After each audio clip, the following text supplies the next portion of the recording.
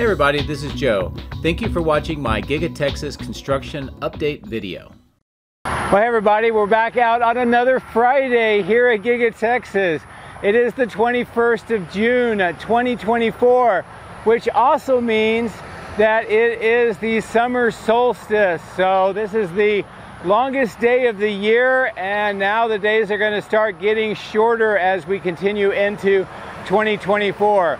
It's also just about a week left until the end of the second quarter. So I know that everybody here at Giga-Texas and throughout the Tesla company are trying their best to make a good second quarter. So best of luck in the last week until the end of that quarter. Now, a couple of things that I do want to talk about today, specifically about the south end construction. And that has to do with that cooling tower that we've been documenting over the last several months, and now it is really taking shape. With the images that I'm showing you, you can tell that 4 of the eventual 6 fanned units on the roof section plus cooling towers have been erected around that structure.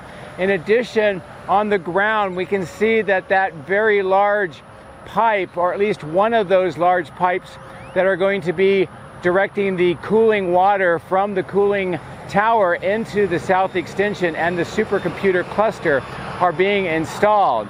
And this is a good example of just how much energy that is going to be needed to get rid of all that heat that's going to be generated for the supercomputer cluster. Now, as you can see by this image, Elon Musk gave us some details about what that's going to be like. Once this is finished, at least this year, it's going to be about 150 megawatts worth of energy. However, that's nothing compared to what it's going to be in about 18 months. And that's going to be about 500 megawatts of energy to support that supercomputer cluster, which is going to be composed of about 50,000 H100 chips and servers. It's just amazing to think about that size, and that's not the only one that Tesla has.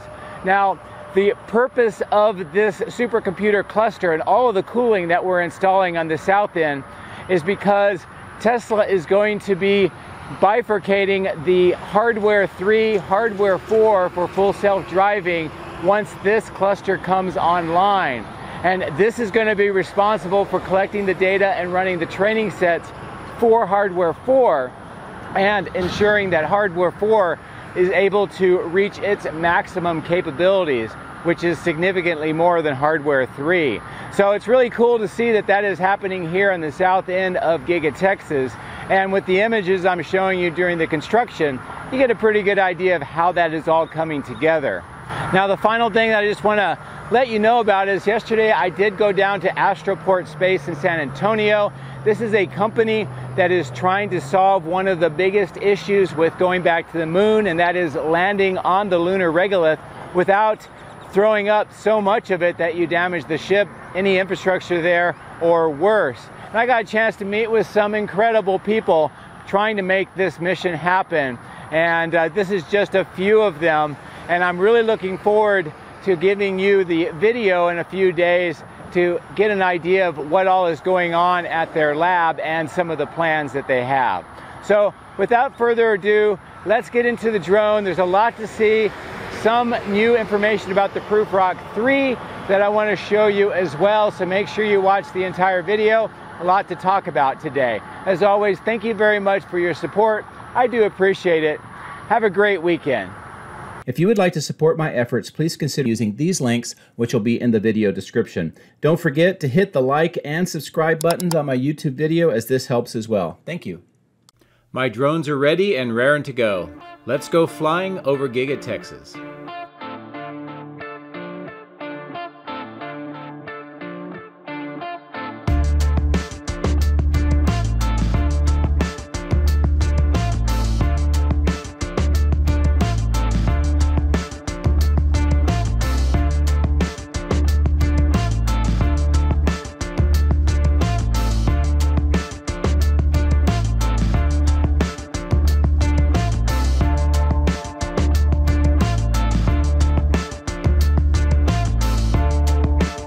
Another great morning here at Giga-Texas. We'll start off right away on the south end, give you a view of the southwest corner, how this looks today with the glass framing around that new entrance location and the glass parapet wall. It looks like there's some blue tape around some of the glass on all of the different angled corners today. So it looks like maybe some preparation for some of the trim. We do see the screw type piers in front of the three openings to those underground tunnels, and there's a lot of speculation if those are related to the supercomputer data cluster, the ability to bring in a lot of the servers and other equipment, and of course take them up on elevators at the other end of the tunnels. And I guess that's possible, but I can't say for sure.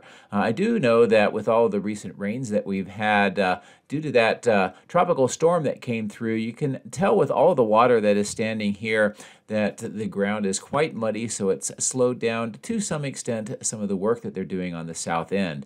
Now, the cooling platform and the enclosures for the fans is definitely making a lot of progress. Also, next to that blue and white crane on the ground, you can see one of those large brown pipes that's going to be for the cooling water, and I'll give you some closer views here in a moment, but they are starting to extend over to this cooling tower. And you can also see on the ground where they have forms for some of the equipment, also the concrete mounts for some of the pipes that's going to bring the water in through this area. 4 of the eventual 6 fan units plus the kind of the cone towers have been erected here. We have more of the side cladding going in as well. So this structure is really starting to take shape, and a pretty good idea of how this is going to look once it is completed. Also, those 4 large tanks in the background, I believe, are related to this. That will be water storage to allow for the cooling system to function. And here's a close-in view of those 4 fan units and how the installation looks today. Also a good view of those 2 very large water pipes going through the trench under the extension of the factory, and then it will continue in over towards where there's a lot of manifolds being installed on the 2nd floor behind the middle 2nd floor mezzanine. And you can kind of see where that is with the yellow panels that are starting to be erected around that area. And I believe that's where that supercomputer cluster will be located. So as I pull away, it's a great view overall of this south end and how it is all coming together.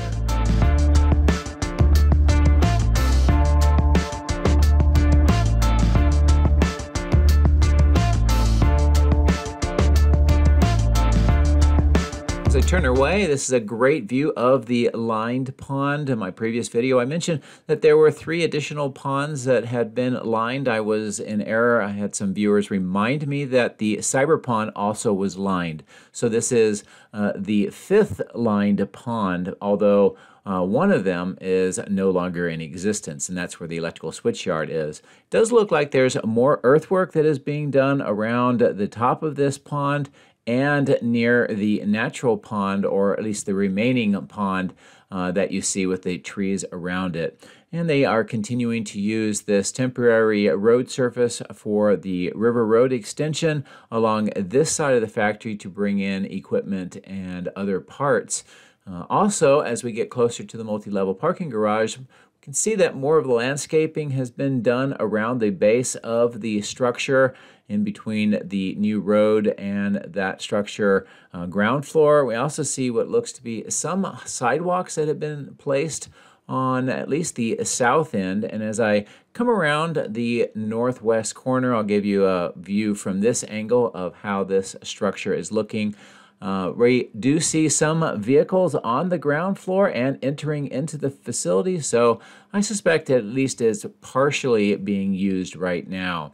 And I wanted to give you this view over the wall of the east side. You can see that parapet wall, all of those kind of that railing system and the pipe work, and that extends the entire length of the building. I think that has related to power that's coming in from that north end down for the data cluster. Over this area of the body and white roof, we see that almost all of the ducting has been installed now, And according to the permits, this is servicing a server room in the body in white. On the left-hand side of the screen, a good view of that rack mount and some of the pipes. Also this temporary platform where all of the wires have been brought in and installed. And I think that work is continuing. Great view of how I think that they are going to be bringing a lot of the power here to the south end of the factory to support the computer cluster. This is a great view of a different angle of the cooling tower and how it is looking today. The crane is active. They are bringing up more of those fan shrouds for installation. And this is a good close-in view of how that looks. Also with the workers, it gives you a good idea of scale for this entire facility.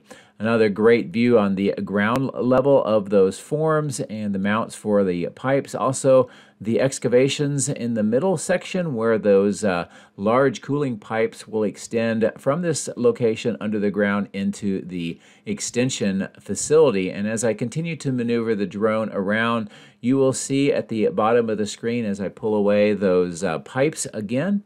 And with the worker, that gives you a really good idea of scale. These are immense pipes that will be taking that cooling water and cooling those 50,000 H100 GPUs and the eventual 500 megawatts of energy that will be running this supercomputer cluster. So if you want more information, take a look at my intro where I give you just a little bit more to help round out that discussion. Did notice here on the west side, the roof extension is getting its last or the final insulation and the weatherproof membranes installed here, and this will make the roof look contiguous along this entire side. And this is the same material that the rest of the factory uses.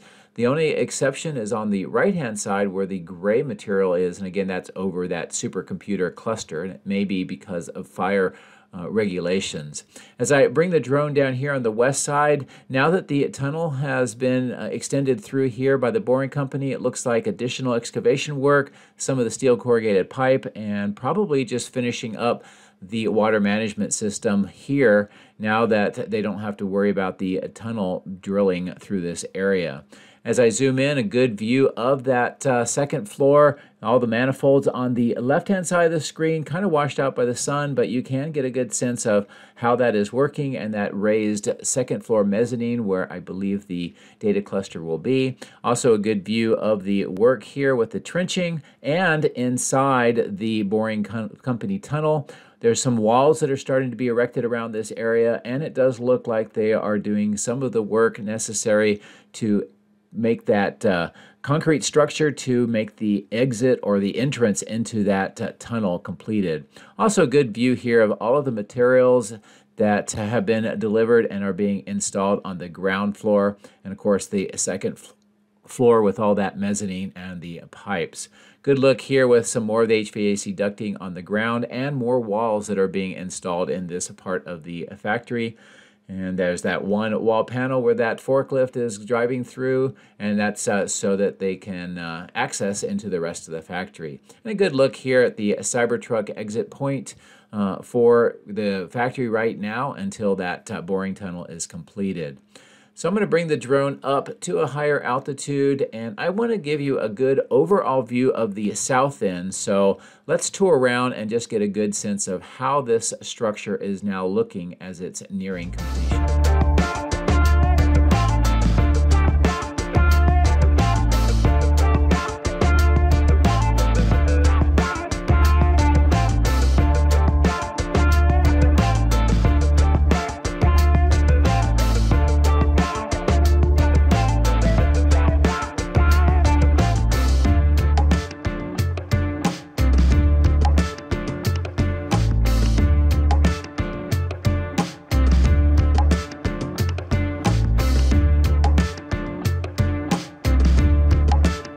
Under the south bridge, you can see those orange spools. This is part of some of the flexible conduit that's being used to install the LAN cable system. or the fiber optic cable system, and this is most likely also related to the supercomputer data cluster, as a lot of this fiber optic has been laid down along the entire west side of the factory. As we move over the uplift area, which is where it was reclaimed ecological portion of the factory next to the river, we come over to where we see this triangular lot. Some of it's being used for the material staging, but also this is where they are disassembling the Prufrock 3. And as I zoom in, and it's a good overall view here, the gantries are off to the left. Some of the ramps that they've used, some of the glass that's being installed also. And then here is a good close-in view of the Prufrock 3 as it's being disassembled. Because all the rain, they put these tarps on it to keep the rain out as much as possible. The end casing, it looks like it has been removed and possibly even transported off-site, as I do not see it anymore. And then we see more of the items that support the spoils removal out of the tunnel on the ground. As we continue to move towards this direction of the site, we see some of the concrete tunnel liners, one of those ramps, the steel ramps on the ground at the bottom of the screen, and of course all of the gantries. This is what formed kind of like a train in the tunnel, and it brought the utilities, some of the ventilation, and other items necessary to make the tunnel operational, and at least the Prufrock 3 be able to make that tunnel. So here's a good overall view of all of the equipment and the current status of the disassembly and what the Prufrock 3 looks like right now. And of course looking back towards the factory, and gives you an idea about where we are located. Now, some people have asked what's happening with the Prufrock 3, what is its future? I'm not really sure, but because of the iterative design process that the Boring Company is using, very similar to SpaceX with the Starship, wouldn't surprise me if maybe the Prufrock 3 is now completed, especially since Prufrock 4 is already completed at their Bastrop site, and Prufrock 5 is well in development. As I bring the drone down on this part of the site, what I just wanted to show you is some of the liners for the tunnel on the right-hand side of the screen, and then those flat liners with the beveled edges. Those are the sections that go into the tunnel to give that flat road surface, drivable surface, so that the Cybertrucks will be able to drive through that tunnel. And as a reminder, the Boring Company says that the tunnel should be operational sometime in July, which is fast approaching. Here's a good view of the tunnel site, at least where the tunneling began originally. You see that it's that blue and white crane. It's getting ready to start removing some more of those trailers. In fact, where the workers are kind of congregating over by that sign, which is a metric sign. As I was departing the site later on, I noticed that that trailer, that white one that the workers are working on the board, was being picked up by this crane. So we're going to see some more of these trailers removed, and then that ramp and the thrust ring, I think, would be removed soon, although they may keep that temporarily until they get that road drivable surface concrete panels installed throughout the tunnel. So it'll be something to watch for, but overall, continued disassembly and breaking down of the operations by the Boring Company crews as the tunneling process here is concluded, although they will be doing some sort of a concrete structure for the entrance way to the tunnel to finish that off. So that'll be something else I'll be looking for. I zoomed in so you just get a good view of that board and kind of the metrics that they were using. Also the liner truck coming out of the tunnel right now, and that is going to be used, I believe, to take those roadway surface concrete panels in for installation. So I'll pull away and give you a good overall view of the Boring Company tunneling site, how it looks today, and its current state of disassembly.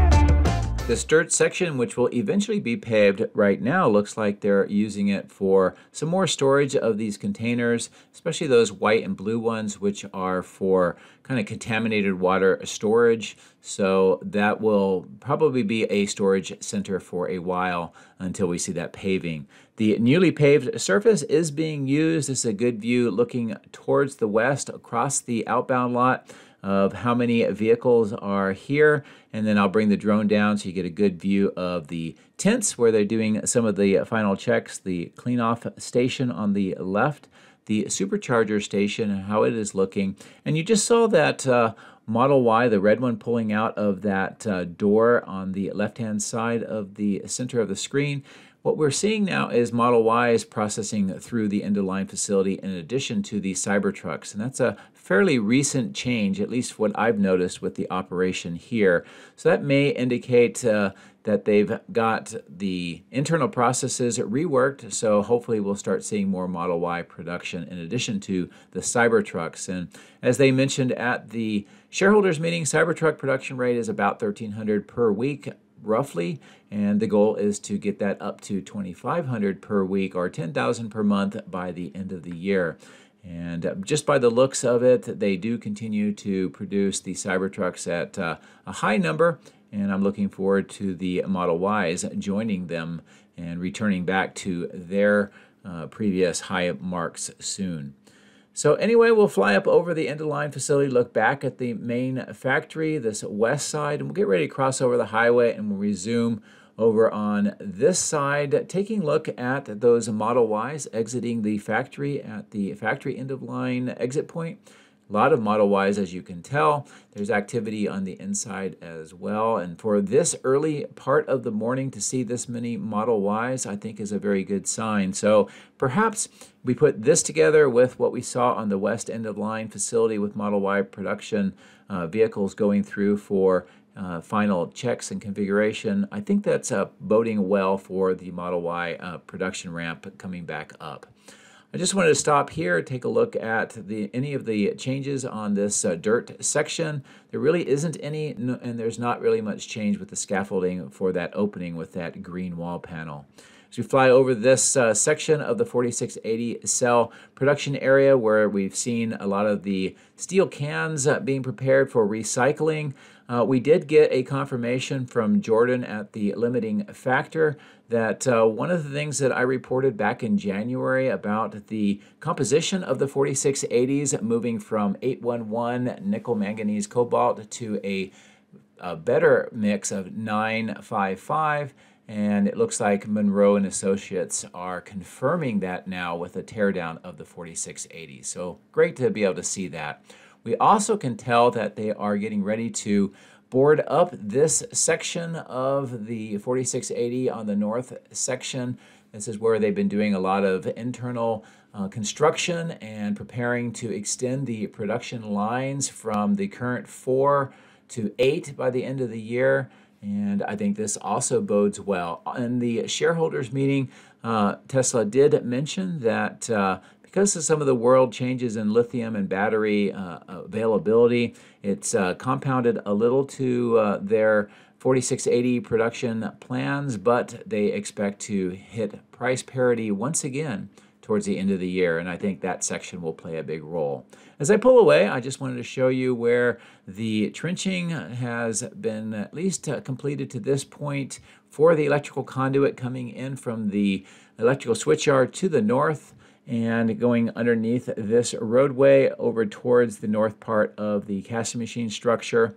And I think that's going to be serving the power needs at the supercomputer cluster at the south end. See some deliveries of some of these concrete pipe parts, and as we continue to fly along the northeast corner to the east side of casting, a significant set of developments today I want to show you. First of all, we can see that the screw type piers are getting ready to be installed. The colored plywood is over where the holes have been installed, and they use this kind of a hydraulic water system to do the hole drilling, and that's safer, and it helps to protect underground infrastructure that's already in place and getting ready for the screw-type piers.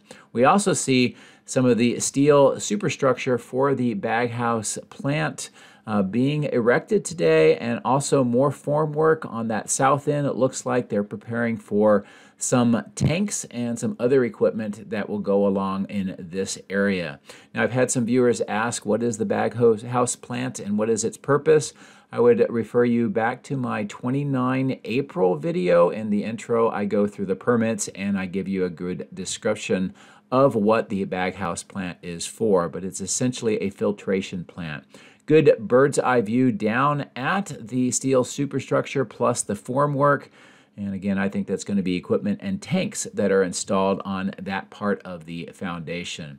And as I maneuver the drone back down around the power lines closer to the ground, this gives you a good view of how this entire east side of the casting machine structure continues to change.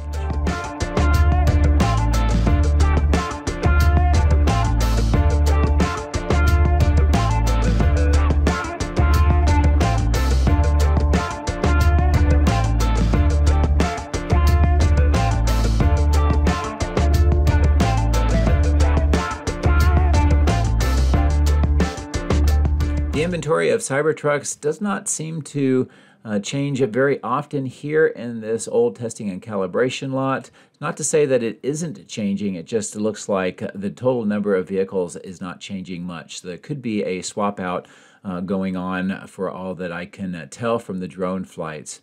As I maneuver over the extension of Robotic Avenue, I wanted to point out these brown pipes. This is more of those pipes being used for the cooling system on the south extension. So we'll see those move down and installed in the near future. As I bring the drone up over the east warehouse on wheels, we see it is very active with trucks bringing in new trailers and yard trucks taking trailers over for the production lines. We also see mini trucks lined up here going through another security checkpoint and bringing or being prepared to remove some more equipment from this area. As I bring the drone down, this is just a good view of some of the workshops and materials that are stored on this part of the site. And as I fly over the last remaining tree belt here that used to extend the entire area here when Giga-Texas started, I'll show you this concept hut kind of workshop, and again, more of the materials here, some of the steel corrugated pipe that's being used for the water management system along where Tesla Road will extend through this area next to those orange and white dividers. And now let's fly up through the alleyway between the die shop on the left and the cathode plant on the right. I did notice that there's some plywood that has been placed on the glass by the main entrance in the die shop at that southeast corner. So I'm not sure exactly why. I'll have to take a look at that closer on a next video. Here's a good view of the commodities tanks and vaporizers for the chiller plant. Looks like there is some scaffolding that has been installed next to these stainless steel pipes on all our tanks, all four of them. And I'm not sure if that's temporary or permanent, but it looks like it's somewhat temporary. So maybe some additional work that's going to be done on the chiller plant. I'm going to pull away, just give you a good view here of the west side of the die shop. And mostly it's being used for parking for employees right now, and some other equipment vehicles. I'm not seeing any more of the EDRA deliveries, at least right now, but I'll keep an eye out for that. It's a great view of the west side of the cathode complex, so we're still waiting for this area to most likely be paved in asphalt to join in with what we see here next to the battery cathode plant and the die shop. And more materials still remain on that north end of the die shop waiting for installation. So I pull up towards the north, a good overall view from a higher altitude of the west side and how it looks today. And I'm going to continue to fly up to the northeast. I want to show you what is going on with some of the materials being staged and stored up in this northeast corner. And what I'm particularly looking at is these tanks that you'll see at the bottom of the screen, those kind of very shiny silver tanks, and then that red and white gantry crane. I'm not sure, but I'm kind of wondering if these may not end up over on the east side of casting where we saw the baghouse foundation. So again, that's just sort of speculation on my part. I'll watch and see if that actually comes to pass. A good view here of the cell test lab on the left and some of the trailers supporting the operation here. The wade pit still not being used. It still has the fences on the entrances, and looks like a trailer, a white and black trailer next to the contractor trailer. Some more of the white platform items that are being moved into the cathode plant, and many Cybertrucks and other vehicles that have gone through crash testing through the crash testing facility on the left of the screen. And as I mentioned on my previous video, almost all of the trailers for contractors on this south end have been moved away. You can see the kind of square dirt section where those used to be. And a good view of that crash testing wade pit, or the bath that is used for crash testing in case there's a fire. And I showed you a couple of videos ago what that might look like from the ground. So anyway, that's a good look at Giga-Texas here on this Friday, the summer solstice, the longest day of the year, and a lot of great developments going on in the south extension. So I hope that you enjoyed what we were able to talk about and see.